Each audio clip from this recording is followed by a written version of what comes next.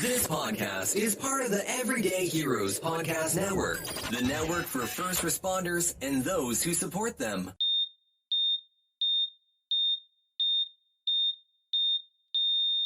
Here we are again on a lovely spring evening. Finally. Scissors and Scrubs. I'm Nicole. I'm Laura. So, the episode this week really should have been done last month. But Listen, it is what it is. the 100th episode got in the way, so we're covering a week in April, even though it's May. So just get used to it. But you know what? We checked in. I'm still alive. Right. You're still alive. Right. There was no major disasters, so Right. we can cover this week now. Right. So what we're covering is the deadliest week in history.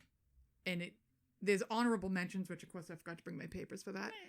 But it's all these things happen in the middle week of April. So It's bizarre. It's very bizarre. I never noticed.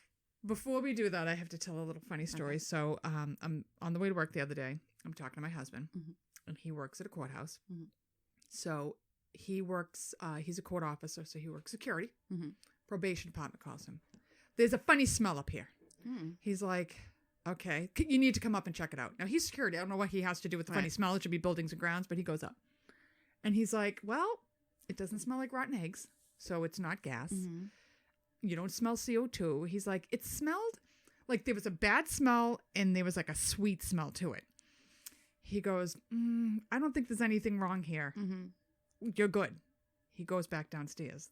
The chief judge of the courthouse calls him. He's Oh. like, we're calling the fire department. We just evacuated probation. He's like, Judge, I think somebody took a huge shit in the toilet and Yeah, and dumped sprayed the something. entire bottle of poopery on it. And the judge is like, nope, everybody's evacuated. So here comes the fire department. Here comes the fucking gas company. They've got the monitors. They're checking everything. Yeah. There's like 15 fire department up there, blah, blah, blah. And my husband pulls the chief deputy aside. He's like, this is what I think it is. Mhm. And the guy goes into the bathroom. He's like, fucking, this is exactly what it is. Everybody out, get out of here.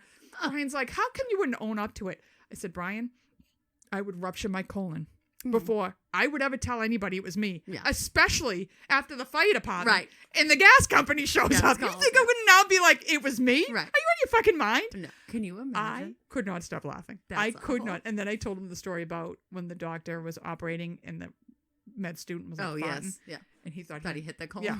And Brian's like, are you serious? I'm like, yeah, this poor fucker almost got a... But at least he said it. Right. He almost got a colectomy before I the kid know. finally owned up to the fact he was, busting ass in the room. But oh my Gross. God. I was like, he goes, this is why you don't poop anywhere. I said, exactly. Because then that would be me. Fire department. That would be me. That's exactly why I won't do that. So somebody at work was like, yeah, well, I said, I have the bathroom at work I go to. If God forbid, It's an emergency. it's like, you get the sweats and it comes over in waves. Mhm. She goes, yeah, I had that bathroom and I didn't notice the toilet was barely hanging on the wall. She goes, so it didn't flush and maintenance was waiting for me to leave.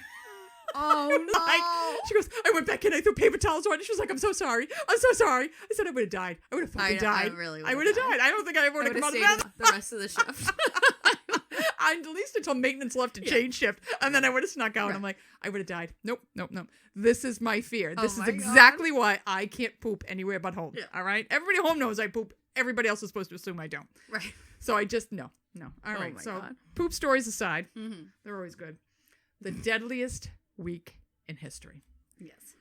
We're going to kick it off with one of the big events in history, which I have always been fascinated with. Mhm. Clearly, I'm not alone because there are movies made about it. Yes. 100-something years later, people are still talking about it. To me, it's still one of the most tragic things. It's just awful. It's awful. And I've been to two or three of the 4 museums or whatever.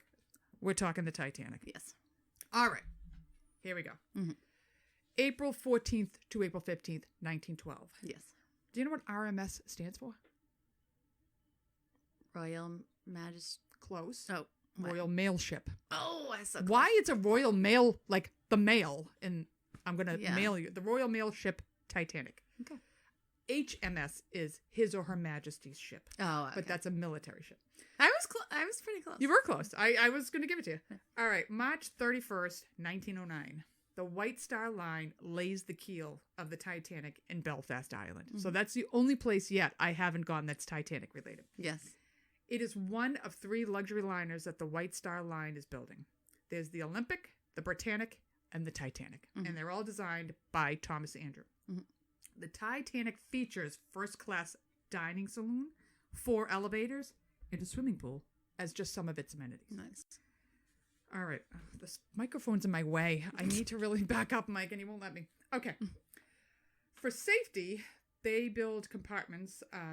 So the bottom of the ship is compartments. So if one of these compartments hits and floods, it's supposed to be like sealed off or something. And there were doors you could get in, but the top compartments are not.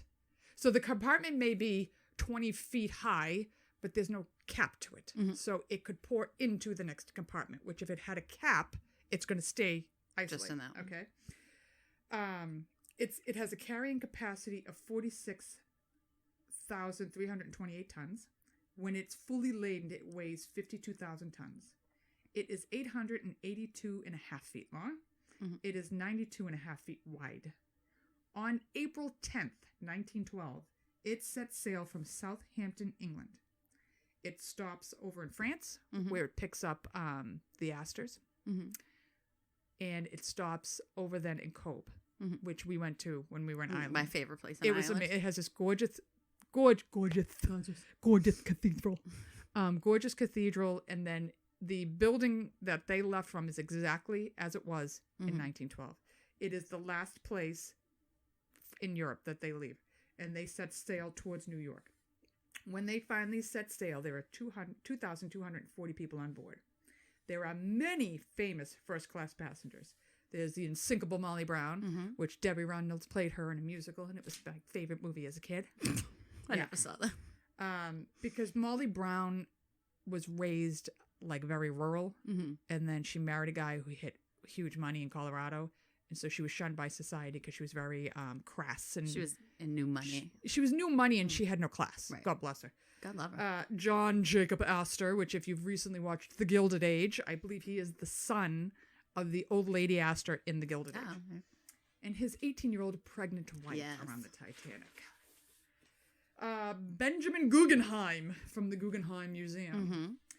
Isidor Straus, he is the owner of Macy's, etc. I mean, the list went on and on of all these bazillionaires who were on, because that was known as like the millionaire ship. There's 833 first-class passengers, 614 second-class passengers, and 1,006 third-class passengers. Many of these we found out while we were there. They're immigrants from Ireland going to New York to make money. So when the Titanic sank, these towns were decimated because there's no money coming back. Right. You know, they're still on the tails of the famine. It's still trying to recoup from that, and they had paid everything to send these people over, and it's just a big hot mess. Okay, so on April 11th, it leaves from Cobh Island on its way to New York. Most of the voyage, you have the radio operators, Jack Phillips and Harold Bride. Their main job as the radio operators is basically to take all the fancy messages on the ship and pass them. So Astor's talking to Guggenheim, so they're passing messages all day long. But they get a message saying that, they're getting warnings about icebergs. They know there are icebergs out there. So it is the evening of April 14th, and the Titanic enters waters known to have a ton of icebergs in it. Captain Smith, after he hears, we'll go south a little bit, but we're not slowing down. We're staying at 22 knots in this, which is going to make it very difficult to maneuver. 9:40 p.m. Masaba, which is a ship, sent a warning of an ice field. The message never makes it to the bridge of the Titanic that they're coming into a huge ice field. 10:55, the nearby Californian is sending out a message, we've had to stop, we're surrounded by icebergs. Like, they can't even move because they're too afraid they're going to sink. They're scolded by Jack Phillips because they're interrupting him, giving messages back and forth to the passengers. Like, stop talking. Astor has to know if his wife can eat some chocolate where she's pregnant. So on the crow's nest of the Titanic is Frederick Fleet and Reginald Lee. Those are such English names. Frederick Fleet and Reginald Lee. There's no binoculars up in there. And for some reason, even though we're in the North Atlantic, the water is calm. Dead calm, which is making it very hard because you're not seeing any water breaking over icebergs. You're not seeing it breaking on the bow. So it's making it even harder for them to see. At 11:40 p.m., about 400 nautical miles, which is 140 kilometers, fucking 400 miles. It's long. South of Newfoundland, An iceberg is spotted and the bridge is notified. Iceberg, dead ahead. Mm-hmm. First Officer William Murdoch orders the ship to reverse and turn left, but it's too late. The starboard side scrapes along the iceberg. 5 of the watertight compartments are ruptured immediately. The designer is on the ship. That Thomas Andrews on the ship. He assesses the damage immediately, and he knows they're fucked. Yeah. The 5 compartments at the bow are going to flood. This is what he's telling them. These 5 compartments are going to flood, and it's going to drop the bow in the water, which is going to cause them to start tipping into the other compartments and sink the ship. So I write it really long, and then I explain it in about 2 seconds. It's believed that they think had the ship not slowed down and turned and just went head on into it probably would have survived it. But because they exposed their side and it scraped the whole side, it caused 10 times the damage that it couldn't survive. So at 12:20, the first distress signal is sent. Cunard ship immediately starts making its way to the Titanic, but it's pretty far from the Titanic. The Carpathia is 58 nautical miles away, but it takes her 3 hours to get there. You don't know if it's because... I was going to say, there's icebergs, so they can't go fast. Yeah, no idea why, but it takes her 3 hours to get there. Other ships are closer by, but they never get the signal. California had turned its wireless radio off for the night, and another nameless ship is seen in the distance. They never know who it is, and it never comes back. Oh. Now, I had watched, because I am obsessed with the sinking of the Titanic, a show. And the Morse code that the Titanic was using was like an old English code. And they had adopted a new code that everybody should be using. They refused to use it. So they think some of the Morse code that went out, other people didn't know what it was and didn't know what was going on. Other people didn't believe the Titanic. It was unsinkable. Right. This can't be from the Titanic. The flares going off saying that we're sinking, people thought were a celebration on the ship. So a lot of signals they were sending out were misdiagnosed. So as the ship, so lifeboats get launched, women and children first. And as we all know, there's not enough lifeboats to begin with. And the ones they do have are way under capacity because they're afraid that they're going to sink when they get in or they're going to get swamped. So like lifeboat number 7 is the first to launch. It can hold 65 people. There's 27 people on it. Some of them were launched empty. Only 705 of those 22,000 people are saved by the lifeboats. As the ship is sinking, the orchestra is on the deck, performing Nearer My God to Thee until they were no longer seen. They were playing. Yeah. None of the musicians survived the sinking. By 2 a.m., the bow is so far underwater, the propellers are coming up out of the water. By 2:18, the lights go out on the Titanic and it breaks in 2. It's crazy. By 2:20 a.m., it only takes 2 more minutes for the rest of it to come down. It disappears beneath the Atlantic. Many go into the water alive, but the lifeboats are too afraid of getting swamped. Nobody go back. They won't go back and pick them up. And you're in the North Atlantic in April. It's frozen. Fucking 40-degree water. So they're freezing to death. I mean, Rose made it, but Jack froze to death. There was room on that door. I know. By the time they finally row back, all in the water are done. They all died, except for Rose, of course, is what I wrote. 1,500 people died in the Titanic. 700 crew members. 710 third-class passengers. About 174 survive. So 700 of the crew. It's 1,500 die, 700 a crew, 710 third class. So there's like 4 first class that die. Like it's so sad. Yeah. By 3:30, the Carpathia finally arrives. It's about an hour after the ship is never seen. And they pick up whoever's left, whether they could only be in the boats because you're not going to survive in that water. When we went to Halifax, they were the closest open water port that was not frozen in. And they were laying the transatlantic cable. So they had these big boats that were going across the Atlantic laying this cable. They send them out. And when you go to the museum, they say, they give you where it's supposed to be. And they're like, they see nothing, they see nothing, they see nothing. And then here comes like a shoe. And then here comes the first body. Yeah. They picked up, I think, 300 bodies on one ship, and they were like they're just frozen solid, so they don't look like they're trauma. They just look like they were sleeping. But children, they said those crews were fucked up, and they brought them back to Nova Scotia. There's 3 burial grounds in Nova Scotia that you can go to from the Titanic survivors. One of the stories was there was a little girl shoes. She would have been like 8, the size of these shoes, and the chief of police at the time took the shoes. I don't like. I think it bothered him that much. Yeah. So he takes the shoes and he put them in his desk drawer, and they were there till 1930 when he retired. Wow. I was like, that's something. Yeah. So that is the story of the Titanic in a Terrible. nutshell. Terrible. That kicks off the week All of right. April 14th, April 12th. April 12th. Well, I'm gonna get this one out of the way because it's also a Long one. long one, and I'm doing the Bay of Pigs invasion.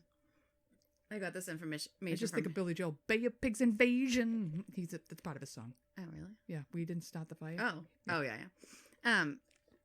I got the information from history.com. I am going to touch briefly on the problems between the U.S. and Cuba. I know it's please, way the more Cuban in depth. Missile Crisis and all that. Way more. There's way more history to it. I can't get into it because that would be a 4-hour show.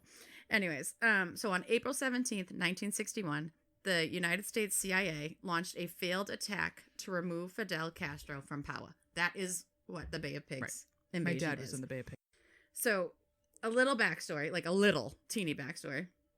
Fidel Castro overthrew the dictator that was ruling Cuba, General Fulgencio Batista. Well, if you watch The Godfather 2, it'll explain all of it. Perfect. In 1959. So Fidel Castro takes power in 1959. Batista was American-backed because he let the Americans do whatever they wanted. Exactly. He was corrupt and he repressed the people of Cuba. But at the time, Americans or American companies owned half of Cuba's sugar plantations, cattle ranches, and mines. I believe it. And Batista did not Say restrict them anything. at all. They could do whatever they want, take whatever they wanted out. There was no restrictions. When Castro takes over, he thinks Cuba should have control over their own country, like a normal. I mean, you would think that. His most popular slogan was "Cuba sí, Yankees no," like that was like his big slogan everywhere. So Castro takes steps to reduce the American footprint in Cuba. And when America kind of sees this and they're like, well, all right, we take 80% of Cuba's sugar. We imported 80% of Cuba's sugar. America says, we're not doing that anymore. No Cuban sugar is coming in here because you are kind of giving us restrictions. Right. So Cuba's like, well, we got to get rid of the sugar somehow. They call the USSR. Who's ready to take it all day long. Yep. And they form relations, and now the USSR is buying all of Cuba's sugar. And Fidel Castro is suddenly a communist. He wasn't a communist when he took power. He becomes a communist. So now the U.S. is... So he's basically doing what Batista did, but with the USSR. He's selling out Cuba to Russia. Yes. Okay. Instead of to America. Right. So now America's pissed and nervous because Cuba is like arms 90 throw miles away away, from yeah. Florida. So, and Russia is sending them tanks and guns and missiles and all this shit. And they're like... this is the height of the Cold War, too. Right. And they're in our backyard. So America's like, okay, something's going to happen here. U.S. severed diplomatic relations with Cuba, and they prepare to invade. Pretty much to show you the USSR, China, and some Americans that Kennedy wanted to win the Cold War. So, in 1959, 1960, when Castro took over, President Eisenhower was in office, and he took about 1,400 Cuban exiles that were living in Miami and trained them in guerrilla warfare to go in and overthrow Castro. So Kennedy is now president at the time that we sever ties. And he doesn't want to send U.S. troops into Cuba because he's like, that's going to just start off a whole thing. So he inherits this guerrilla army of exiles. So he uses this army for the invasion and hopes that it would inspire an uprising of the Cuban people, that their people are going in to overthrow the government. It doesn't go well. I'm sorry. So I wrote this like crazy. So there's steps to what happened. So step 1, on April 15th, 1961, American B-52 bombers painted as stolen Cuban planes flew over from Nicaragua to an airfield to destroy Castro's tiny little air force. Because they were like, if we do that, they can't get back at us. However, Castro had learned about this plan, and he moves his planes. They never get the planes. Kennedy's extremely frustrated, obviously, with the CIA's plans, saying they may be, quote, too large to be clandestine and too small to be successful. So he's like, this is not a good plan. Right. But now it's already in motion. Mm-hmm. So on April 17th, 1961, the Cuban Refugee Army invaded at the Bay of Pigs. It was immediately a disaster. Coral reefs that no one seemed to know about wrecked ships on their way in. The CIA failed to spot a radio station on that beach, and that radio station broadcasted every move happening to the listeners of Cuba. So everyone all over Cuba is hearing this. So everybody knows exactly who's coming in, where they're coming. It's a PR disaster. Yeah. And the backup paratroopers landed in the wrong place. So they never landed in the Bay of Pigs. Their backup landed somewhere else. How did they get it so wrong? It was so Castro's troops obviously quickly cornered these invaders on the beach, and they had to surrender. 114 people were killed, and 1,100 were taken prisoner. The CIA and the Cuban exiles thought Kennedy would eventually allow the American military to intervene on their behalf, but he held fast to his belief that sending in troops would start World War III, and he's like, I'm not doing it. I don't want to leave Cuba to the communists, but I am not starting World War III. But how did they not think this Bay of Pigs invasion wouldn't be at the start of World War III? Do you know what I mean? Because it was their... Still. They knew they were it was American the Cuban backed. people. Come on. Yeah. But they weren't sending in their troops. They were just Oh, letting the Cubans back in. Fun fact. It's actually Bay of Swines, not about pigs, talking about the pirates that used to go there. Oh, interesting. It's nothing I to never do knew with that. pigs. Yeah. It's actually I thought it was about- like Bahamas where they got swimming pigs or something. No, it's actually about, they called it that because of the pirates that used to come. They would call them swines. And so it was the Bay of Swines. We misinterpreted it, and we called it the Bay of Pigs. And repeat. I And learn it's something new literally every not the time we Bay do of this Pigs. podcast. Yeah. So that's the Bay. That's the Bay of Pigs invasion. That was a big disaster, and 114 were killed. That's pretty bad. Yeah. Well, Mm-hmm. I got another heavy hitter. Okay. Lincoln assassination. Oh, Jesus. Now, I know these are nothing medical, but it was too fascinating to talk about. Well, people Okay. die. People die. Lincoln Yeah. gets shot. It's medical care. Yeah. April 14th, 1865. Abraham Lincoln is the 16th president of the United States. On April 9th, 1865, General Lee surrenders at Appomattox Courthouse, ending the bloodiest battle the U.S. has ever seen. On April 14th, 1865, Lincoln with his wife will be attending the play An American Cousin. At the time, it is this hugely popular play. There's this woman in it that's supposed to be the best actress in the country, blah, blah, blah, blah, blah. Before Lincoln gets assassinated, he keeps dreaming that he's going to be assassinated. Mm-hmm. On his way to the play, he says to his bodyguard, I feel like I'm going to get killed. Yeah. Like he says all this, Yeah. okay?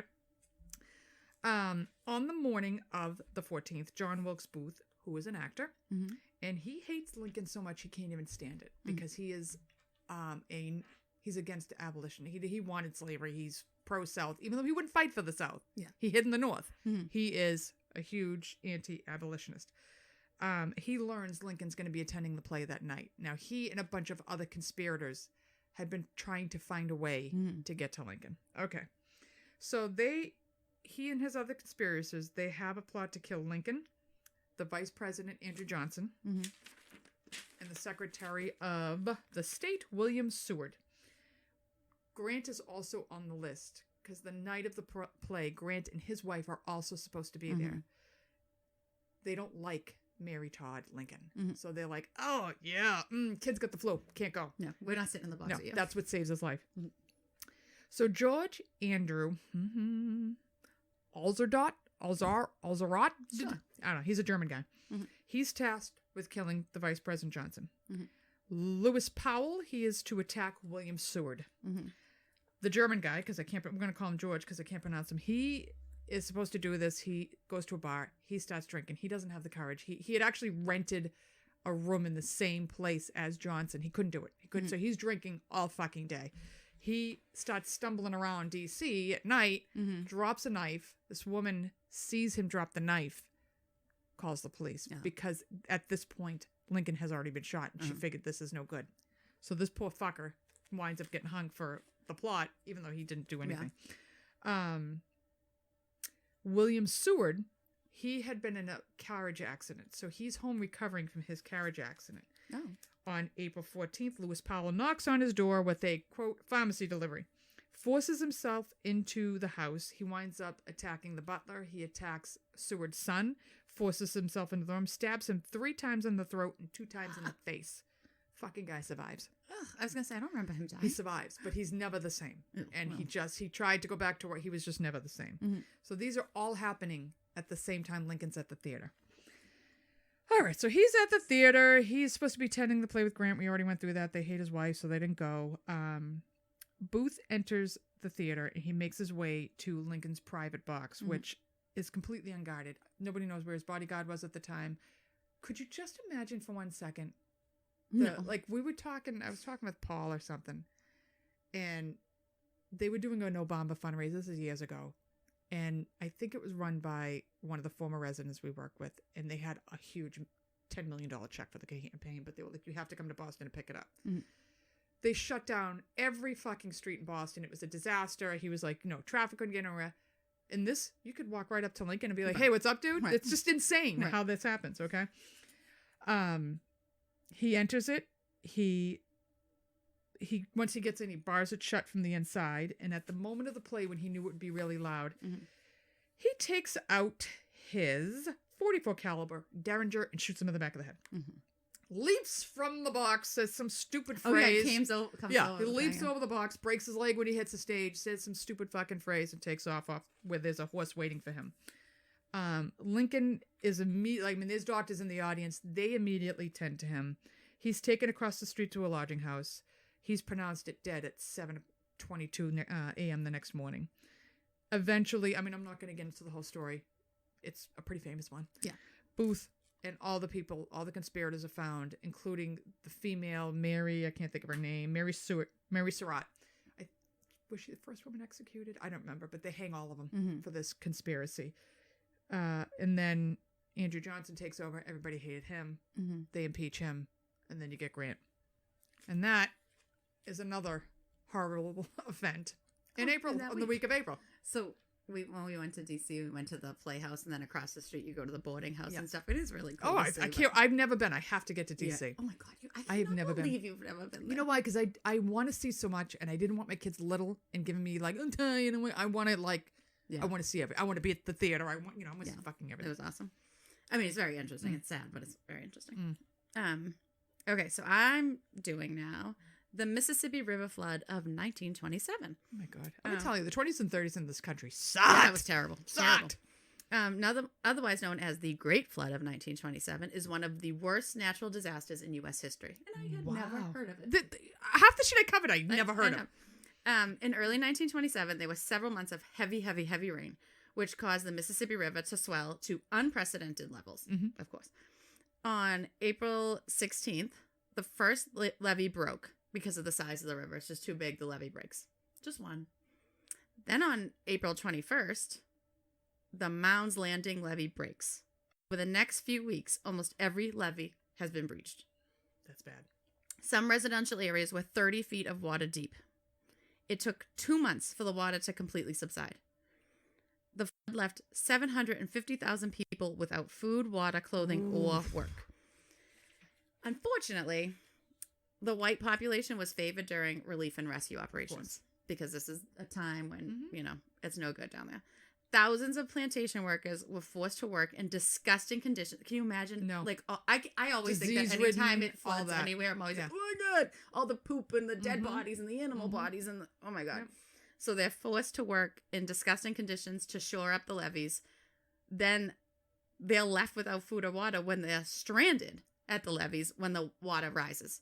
So they send them out before before their levees break near their plantations. How many died? It doesn't say, because they probably didn't keep track of that. African American workers in the relief camps are forced to work and to help in the relief efforts while receiving less food and provisions than the white people in the relief camps. That's shameful. Shameful. Yep. The flood caused long-term social and political changes in the U.S. A lot of African Americans, this is a generalization, I realize, a lot of African Americans switched from the Republican Party, which was historically anti-slavery. So they were... Yeah, Lincoln was a Republican. Right, Republican. to the Democratic Party as The party of the people. yes, because President Coolidge, who was in office during this flood, was Republican. And he didn't help them. And they were made to do all this stuff. And they didn't get relief. So they were like, no, you know what? You didn't do anything for us. Right. So they switched parties. So this changes like the whole political system in the United States. And the flood also contributed to the great migration of African Americans from south to northern cities. Do you blame them? No. Do you So, blame but them? it changes like the whole Demographics of the United States. Yeah. It was crazy. But it was a terrible, terrible flood. One of the worst. And one of the worst disasters in the You know, that history. whole, I mean, the Mississippi, I'm not saying the Mississippi floods. Yeah. Like, that's where the deltas are and everything. And people still fucking build there. And it's like, I know. why? Why? Go to where the borderline of the worst flood ever is and build after that. All right. Give yourself at least some little wiggle room. Yeah. All right. Okay. Black Sunday, Laura. Ooh, Black Black Sunday. Sunday. 4/14/1935. So during World War I, Europe cannot create its own food, and the United States has a windfall because we're fucking producing wheat and food and sending it over there. We're making a fuck ton of money, which is why we never wanted to enter the war, because we're feeding both sides, and we make a fuck ton of money. Okay. Homesteaders descend on the Great Plains because they know there's money to be made. But when they do that, they dig up all the native grasses to plant crops. And they plant crops, and they plant crops, and they plant crops. And they don't realize that the native grasses kept the soil in place. They're going to learn out the hard way. Yeah. Land speculators tell the people that dust can be used like mulch. Because what is happening is the land is so overprocessed during the teens and the 20s, the top layer is just literally fucking dust. Yeah. It's like my yard. Yeah, I'm waiting for my sod to come in, and I said to my husband, we're living in the Dust Bowl. Yeah. One good storm, we're done. Yeah. We're gonna have Black Sunday. So they're basically strip farming. They're just taking everything. It's not holding moisture in. It's a disaster. And it's okay through the 20s because there's a lot of rain in the 20s, as we just heard. But when the Depression hits, the prices collapse of wheat. So they're already in a depression. And now a drought hits that lasts for 10 years. Yeah. It was ridiculously long time. 10-year drought. And, you know, it's a part of history a lot of people don't talk about. We don't learn about. The Dust Bowl was devastating. Yeah. It's the most depressing thing. Like, The Grace of Wrath, I wanted to kill myself after reading that book. It was so depressing. All of John Steinbeck's are the most depressing things I've ever read in my life. I just read a book recently. Oh my God, that's going to drive me nuts. It was really good. It was like just released last year. And it's during the time of the Dust Bowl, and these people move from like one of those states to California. It is so good, but the whole thing is so goddamn depressing. It's because it's just, you never get out of it. Right, they just never get out of it. On top of the dust and the drought, you have locusts coming in, eating whatever is left. It was just, I don't know how anybody survived in that fucking area. And it was the Depression. And it's you want to kill yourself. Yeah. So the farms are going under, livestock's dying, slaves are getting overworked. The soil has turned into dust, and it's continually blowing in the air, and these big dust storms are happening. And people are like, you know, I remember Cameron had to read a book. It was about the Dust Bowl. The dust is in their food. The dust isn't. You constantly had a dusty house. There was nothing you could do. It was coming through the cracks. There's nothing you could do about all this dust. So dust storms are hitting the plains, and they're calling them black blizzards. You know, in 1932, there's 14 black blizzards. Oh my God. 1933, there's 33 black blizzards. Because you're still in a part of the country that's wicked fucking windy. That's where tornadoes are and everything else. That's why it's the plains. The plains, they're flat. The constant dust particles in the air, they can't be contained. People are using masks. They're sealing windows. They're hanging wet sheets over windows and doors. But, the dust is getting through everything. The hardest hit areas are Kansas, Colorado, New Mexico, Oklahoma, and Texas. Spring of 1935 is followed the worst drought year yet. What the hell did I write? Unusual amount of dust. That's what I wrote. April 14th, 1935, after months of, they had a horrible winter, clear skies come out. This is so much like the children's books. It's ridiculous. Clear skies, there's no winds. Everyone's like, oh, let's go outside, run some errands, do some shit. It's going to be great. Because they couldn't go outside. Right. So they're out, they're enjoying the day. There are, what did I write on the landscape? There's no trees, there's nothing on the landscape to even break wind. Like, and if you've ever been out, my girlfriend lives in South Dakota. God bless you, Carmen. She doesn't live there anymore for a reason. I went out. We were going to drive her from South Dakota to Boston. There ain't a fucking tree to be seen. It's like looking at the ocean, but it's land. Where are the trees?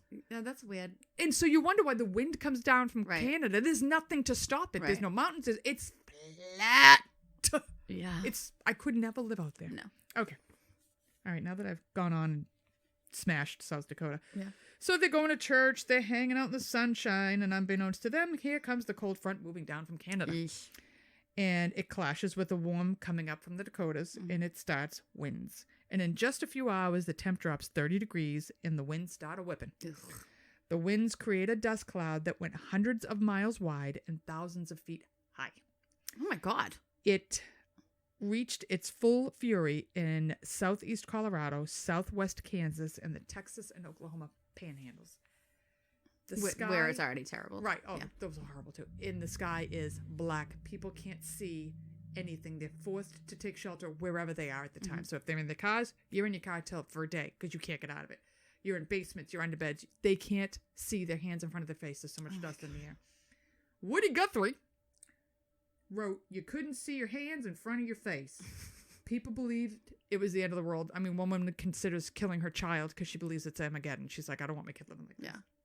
And this storm goes on for hours. Ugh.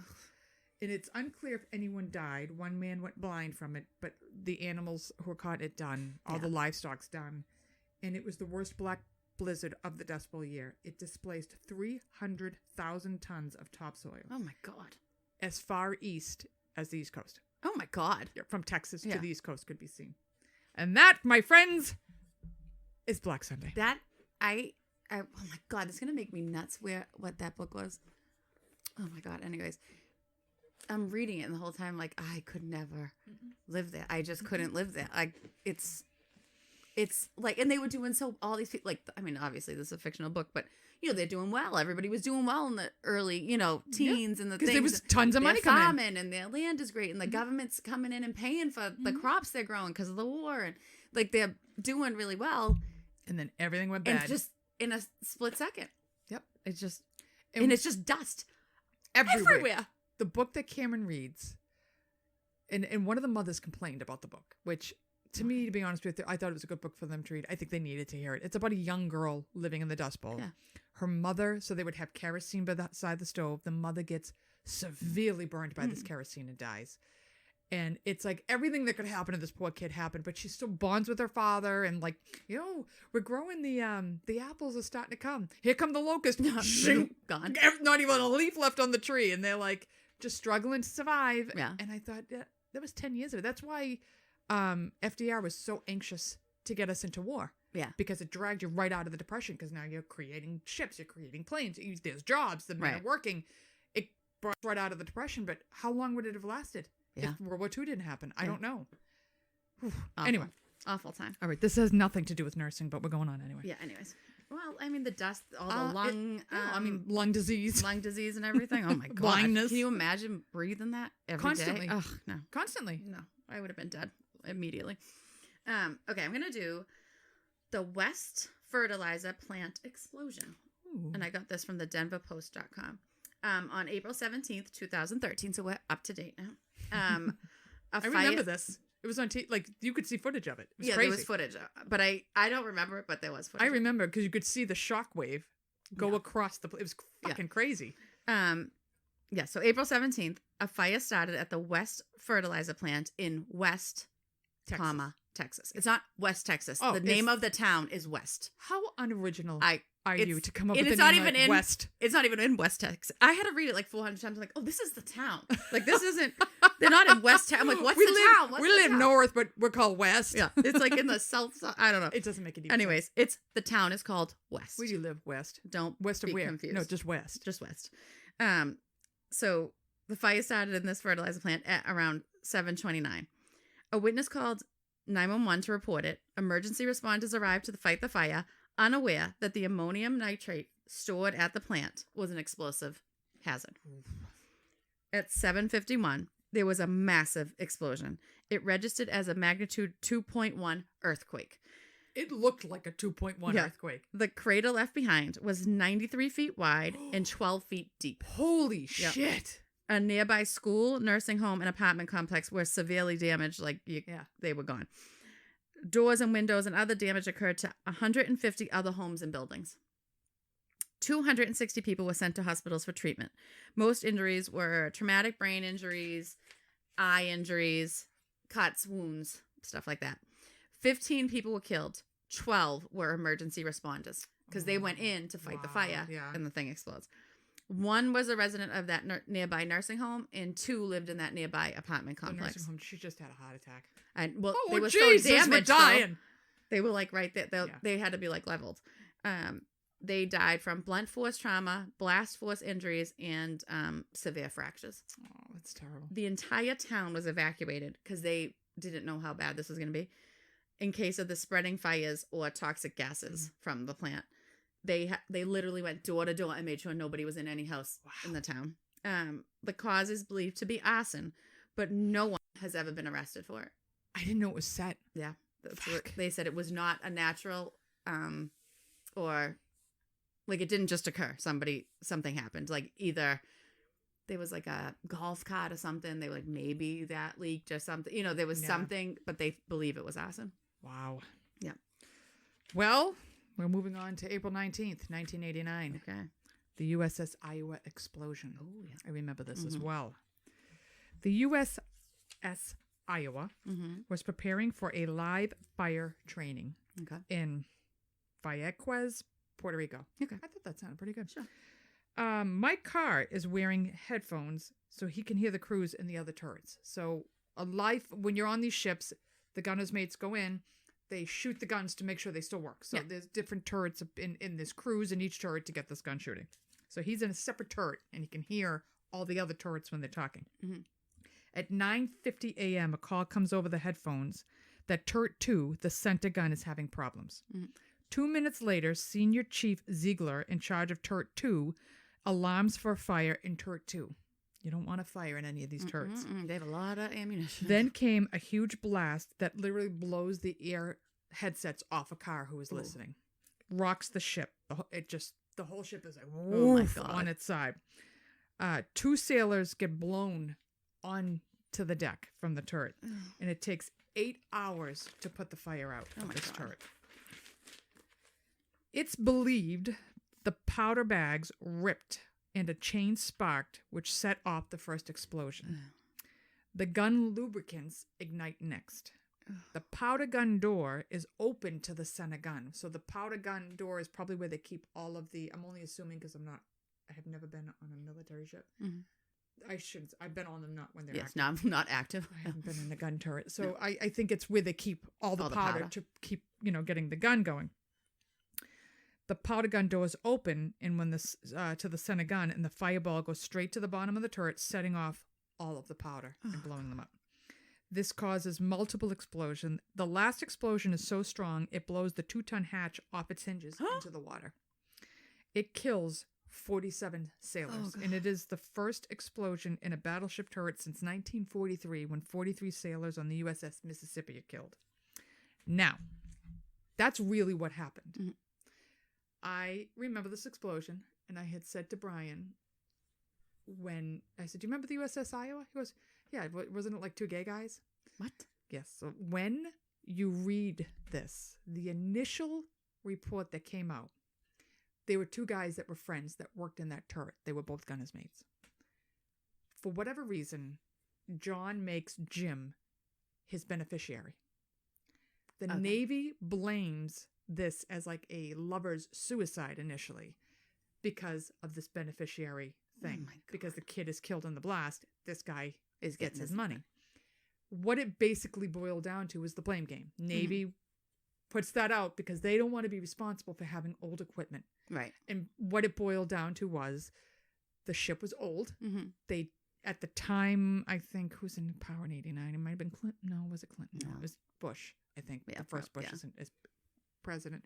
But there's no money for the military, so they're just refurbishing old ships. Mm-hmm. And it just was old shit that they were using that exploded. But that's the story that they put out. That's the story that stuck for these two poor guys. And I read that, I was like, that's terrible. That's terrible. Because those families, how do you take that back now? Because it's still, I mean, He thought 1989, how that, many, yeah. what, 20-something years later, 30-something years later? Mhm. That still pops up on the internet that it was Oh my God. that was the story that went out. And they named these two guys. It's terrible. Yeah. So, Yeah, they blew up a ship and killed 40 people yeah, for insurance.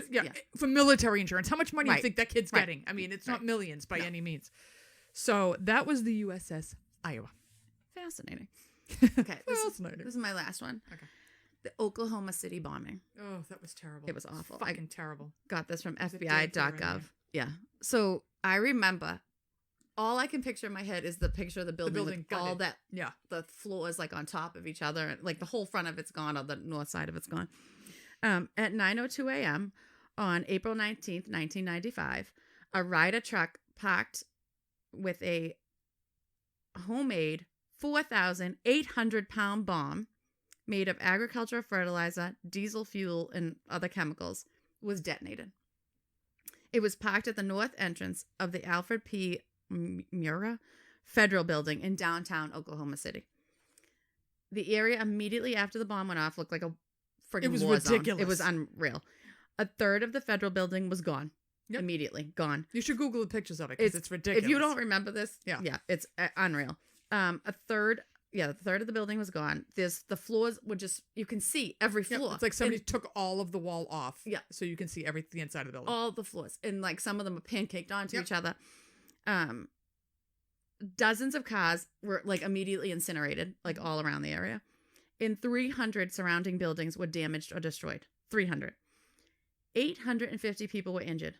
168 people were killed. 19 of them were children because there was a daycare in there for the people that worked in the federal building. And when you look at the building, you can't believe it's only that many people. I don't understand how How only that anybody many out people- of there alive. Right. I don't understand. It was the worst act of homegrown terrorism in U.S. history. The FBI immediately, they're obviously on the scene. It's a federal building. I'm sure there's FBI agents there. They're immediately on the scene. They're searching the rubble for clues because there's got to be some clue as to what happened. They find the rear axle of a Ryder truck with a VIN number still on it at the bottom of the rubble. Wow. I didn't know this. They trace it to auto body shop in Junction City, Kansas. The employees there give them a composite sketch of the person who rented the van or the truck. They show the sketch around town, and a hotel employee comes up with a name, Timothy McVeigh. What a weird motherfucker he is. On Or April was. 21st, they discover Timothy McVeigh is already in police custody. He was pulled over on the day of the bombing, 90 minutes after the bombing happened, when a state trooper saw him driving his yellow Mercury without a license plate.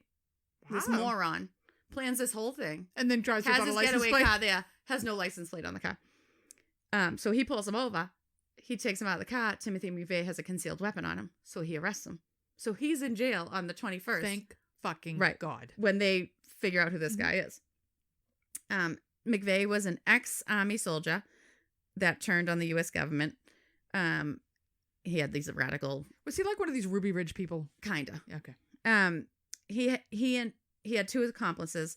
They're both, brought in. They're all three of them brought in. They're tried.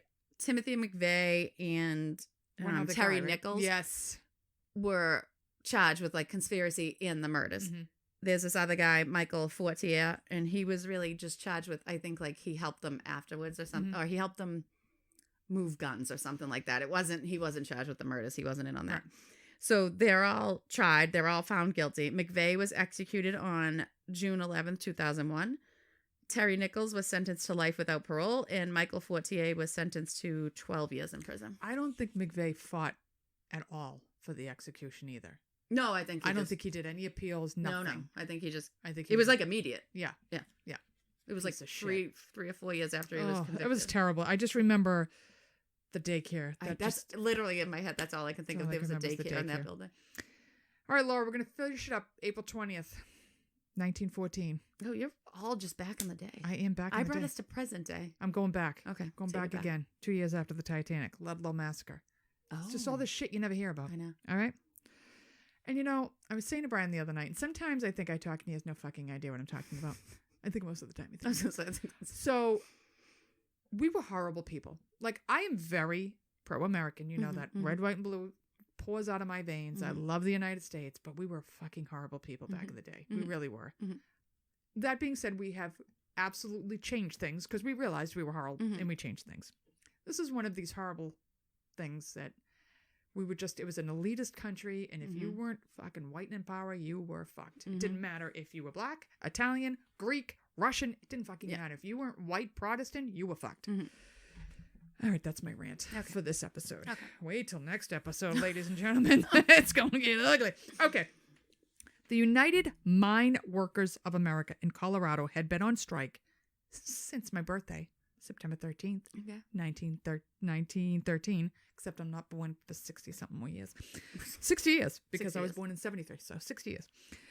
Complaining of low pay and horrible working conditions, which, as you can imagine, the coal mines in 1940, I can't even fathom. Sucked. There's probably, a 3-year-old working with you. Once the strike begins, immediately, so back in the day, the town had, the coal mine had a town that was paid for by the mine. And they had a store. Like, if you ever listen to 16 Tons, the company store was, okay, you want to eat? Yeah, but you're just paying to pay the store to get what you live. So the mine company owns fucking everything. So as soon as they go on strike, everybody's evicted. Get the fuck out. So thousands of, because this is across Colorado, thousands of mine workers are evicted, and they build like tent cities everywhere because where else are they going to fucking live? They have to live in the tents. This is in that book about the fucking Dust Bowl thing that I read. They would live in tent cities in the store. Like, it was only credit from working. From working. So they could never make money, and then they were in debt. What is it? You load 16 tons. What do you get? Another day older and deeper in debt. St. Peter, don't you come because I can't go. I owe my soul to the company store. Yeah. My father saying that. That's literally in this book. Day. What is the name of the book? Anyways. Well, you better start Googling. Okay, so they're all evicted. They're all living in their little tent towns, and the company is owned by John D. Rockefeller's son. Oh, all right. Shocker. So these are the people who built America. Rockefeller, who's the guy with the fucking nose? J.P. Morgan, the Vanderbilts. You ever see J.P. Morgan? He's got a bubbaloo on his face. It's the size of a Volkswagen. It's disgusting. I never noticed. And anytime he's portrayed, it's always some guy with this disgusting. He was clearly a drinker. Yeah. He's got the most disgusting nose you've ever seen in your life. Just the mic, sorry. Okay. But the Vanderbilts, the Rockefellers, the Morgans, they own everything. They own everything. Yeah. So, it's the Colorado Fuel and Iron Company. They evict the miners. They set up 10 colonies around around Colorado, and one of the largest has 1,200 people in it in Ludlow, Colorado. The coal miners, there are many ethnic. There's a lot of Italians, a lot of Greeks in these coal mines, which I didn't realize there was a lot of Italian and Greeks in Colorado. But yeah, that's weird. There's my peeps. God bless you. The Colorado National Guard is brought in, who many of them have just come off of the Spanish-American War, and they fought in the Philippines. I don't know what conflict's going on in the Philippines at this time, and that's for another podcast at another time. The coal company has worked out a deal with the state that they're going to pay the National Guard to keep peace. So what does that mean? The National Guard's in the fucking coal mine. Company. They're going to do they're going to do whatever the coal company wants. Yeah. So this is creating huge tension among the strikers and the National Guard. And the company also hires detectives. All right. So you have strike breakers and these company detectives. They're coming in. And just like, do you remember the Shirtwaist Factory fire? Yeah. The strikers. They're going in. They're shooting up the town. They had an armored car they called the Deathmobile. And it would come in. It would blow. Like, they'd start gunning down people in the tents. The miners would retaliate. This is going on for months. Just very, very violent. So, and then nothing's happening because the coal company's condoning this kind of behavior. They're paying for it. Beat the shit out of it. I mean, this is, you got to think about it. With the hot time, this shit's going on up until the 40s and 50s. Yeah. Like, this went on for a very long time with striking. So, April 1914, the cost of maintaining the National Guard's getting too expensive, so they're drastically reduced. This creates a big, big problem. At one point, the Colorado Fuel and Iron Company sets up, the Yamaka going through, scaring people, killing people. April 19th, 1914, National Guard encircles the Ludlow tent city. Up on a bluff, they put a huge fucking machine gun. Oh my God. Pointing to the tent city. April 20th, 1914. No one knows exactly how the violence starts, but the National Guard opens up fire on the camp with this machine gun. Oh my God. Kicking off a battle that lasts the whole day. Like, they're just blowing up everything. And as they're shooting people, the city's evacuating. People are fucking flying everywhere, getting out of the city. At one point, they lured the strikers, the leaders of the strike, 3 strike leaders, out under the, like, oh, hey, let's talk peace. And then killed them as soon as they came out. Oh my God. 13 women and children go into like a basement and they're hiding to get away from the violence. Mm-hmm. They think supposedly the town is empty. They set fire to the tents. They kill these 13 women. On top of all the gun, right? These 13 women and children Burned are killed. And you're talking the end of the Victorian era. Wait, women and children were sacred. So the fact that 13 women and children are killed, it is coined the Ludlow Massacre. Mm-hmm. When the other miners across Colorado hear this, the entire state erupts in violence. The mine companies are being vandalized and destroyed. They're being shot at. It's a fucking disaster. Mine properties 25 die in the initial tragedy, but they can't even count how many people died on both sides after that. April 28th, 1914, Woodrow Wilson has to dispatch the army to Colorado to end the violence. Oh my God. The strike ends in December of 1914, and just like the shirtwaist, nothing fucking changes. Nothing changes. All of that, and it just go back to work. And that was from Colorado Encyclopedia and U.S. History Britannica.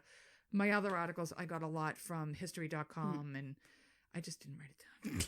All right. I found the book I was talking about. What was it called? It's The 4 Winds by Kristen Hanna. I know this is fiction, but if you're interested in it, because there is true, it's based on historical fiction. And it's like both those stories combined. Yeah. Like because it has the strike in it from the workers in California, and then it has the Dust Bowl stuff. Read it. It's really, it's very depressing. Of time, like, so, you have the colonial times, but it was really just white people living here, to be honest with you. You were English settlers. You had some French, but it was just pretty, the revolution. Okay. Mm-hmm. Once the immigrants started coming in, slavery is freed. The United States fucking erupted into just shit. Yeah. You get the Depression hit, the Dust Bowl hit, slavery ends, violence with that. It was just, what the fuck? Yeah, it was just and you constant. just hear these horrible stories of these companies and how they treated their employees and how people treated each other. I was like, you think it's bad now? I know. Holy shit. We're not getting shot at. We're almost too nice now. It's like, Jesus, smack them around the place. Let's get a job, It's almost too nice now. But, wow, I just, story after story. I mean, other things that happened this week, we didn't cover these because these are just too much. The school shootings. There was like 4, Virginia Tech was this week. Yep. Columbine was this week. Yep. There was Waco happened this week. I'm trying to think of. Waco was horrible. Oh, God. On both sides. It was a government disaster, and he was an idiot. Yeah. He wanted this to happen. It's all in this weird week, though, between like the 12th and the 19th. Or the 21st or something. It's crazy. We couldn't cover how many bizarre... It was like a list of 30 things. Easy. Yeah. Easy. It was ridiculous. Yeah. So Google it. It's pretty interesting. Yeah. So that had absolutely nothing to do with nursing, but it was still terribly interesting. I went over some injuries. Okay. We did. We had some fractures in there and some blindness. Yeah. Next week's episode, we are covering 2 court cases with nurses in the news. Yeah. Shit's going to get real quick. I just saying shit's going to get real. Might be slightly controversial. Yeah. So thank you for listening. We've been TikToking, which I'm horrified I have to do. Yeah. But it's working. It's working. And for those of you who think we're forcing our accents, obviously anybody listening to these podcasts knows we're not forcing these. Yeah, well, I want to say, like, someone said that, and I was like, they were like, yeah, listen to the first TikToks, blah, blah, blah. When we do this show, or like when we try to say something clearly so you can understand us, we're forcing the other way. That way. Like, I'm like, I have to like literally try to not say talk it that way. So people know what the hell I'm saying. Yeah. My kids make fun of me when I talk. Your kids make fun of me. And my accent isn't as bad as yours. Exactly. I get made fun at work. Constantly. Literally, at least one shift a week, I get made fun of at work. I made fun of her at work. That's how bad it is. I work in Boston, and I get made fun of because you know what? Once a week. This accent doesn't exist anymore. No, it doesn't. We're the last generation to have this accent. I know. We're so gentrified now. Everybody's, 30-something with no accents. Yeah. I'm bringing it back. All right. I'm bringing Boston back. Yeah. I keep telling my son, I'll be like, Garrett, you're breaking my heart. Mom, it's hot. Ugh. So Garrett, you're ruining my culture. It's hot. Please, just say it once. He's like, no, I'm not doing that. I can't do it anymore. So enjoy this first week of May. At least in New England, it's starting to get nice. It's getting a little nicer. nicer. It's promising to get warm. So enjoy it. I hope you like these little stories. Summer series is around the corner. Have no idea what it's going to entail, but it's coming around the corner. A couple of weeks, you'll get your first installment. Yeah. We'll talk to you later. Bye. Like, subscribe, rate, and review the Scissors and Scrubs podcast on whatever podcast app you listen to us on. Follow us on Twitter, Facebook, and Instagram at Scissors and Scrubs. And email us any of your stories or thoughts to scissorsnscrubs@gmail.com.